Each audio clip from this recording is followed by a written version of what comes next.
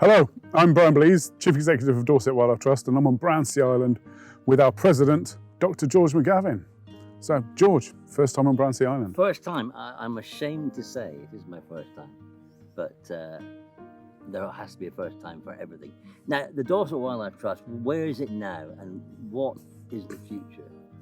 Well, the Covid-19 crisis has had a huge impact on Dorset Wildlife Trust, of course, as it has with many organisations and companies around the country.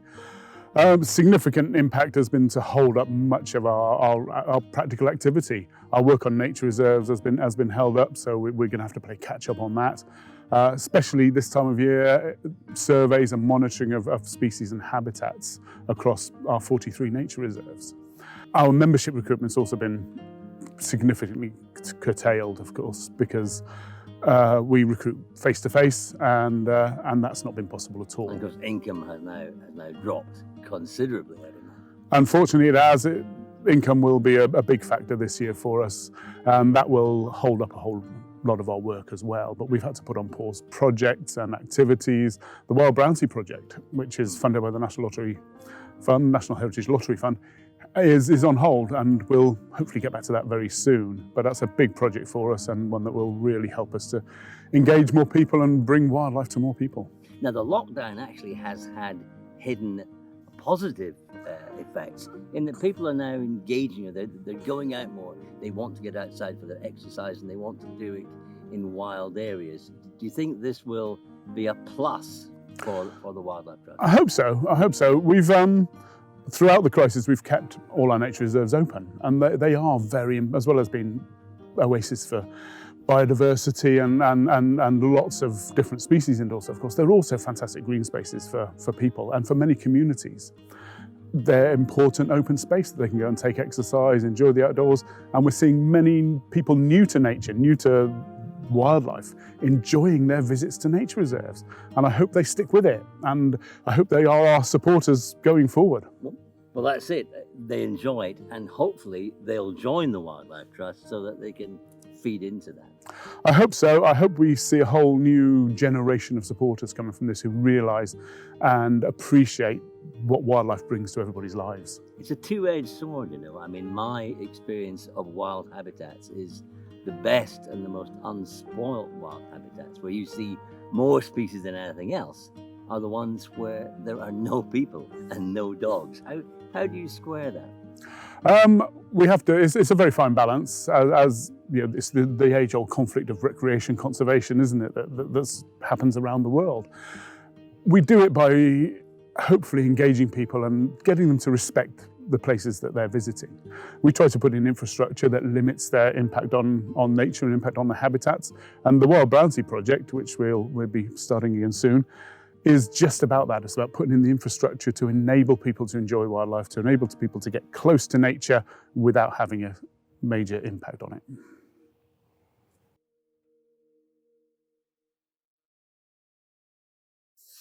So what effect has it had on volunteering? Well, as you know, volunteers are vital to the work of Dorset Wildlife Trust. We've got 800 active volunteers around Dorset that take part in all aspects of our work, from helping manage nature reserves, manning our visitor centres, doing a whole range of admin work for us, serving and monitoring on nature reserves. Without volunteer support, we couldn't do half of the work we do. And that's all been on hold, of course. It has. And what about visitor centres? I mean, they're obviously closed. They are, and again, reliant on volunteers. We've got several visitor centres. Our Chesil Beach Centre has been closed for several months. The Kingham Centre has been closed for quite a while too, and our Wild Sea Centre at Kimmeridge has been closed. But we are making plans now to open them up, bring back our volunteers that help man them, but we've got to do that in a way that's safe for both the public, our volunteers and our staff. And events, I mean, I enjoy a good beach clean every so often. That hasn't happened. No, we've a whole host of events we've had to stop, of course, because nearly all our events are face-to-face. They're about engaging people, talking to people, getting people to look at wildlife, and that means being close to people. And so that hasn't been possible at all. But we are determined to get them back on track as soon as we possibly can, as soon as we can do it safely for everybody. And the plus about all of this is that people have been engaging with the natural world in a way that they haven't before, because they're out for walks, and if we can get them in, if we can lure them into the fold, that's surely a good thing. Indeed, and we're seeing lots of new people new to nature that are coming to us and enjoying our nature reserves that have been open all the time. And people are discovering and starting to value and benefit from that regular contact with nature, which we know is great for physical and mental well-being. So hope for the future. Indeed, I'm very optimistic that the support is out there. Lots of people value nature, and hopefully they'll keep supporting Dorset Wildlife Trust. Our members have been fantastic. They've stuck with us for the most part, and really keen to build for the future.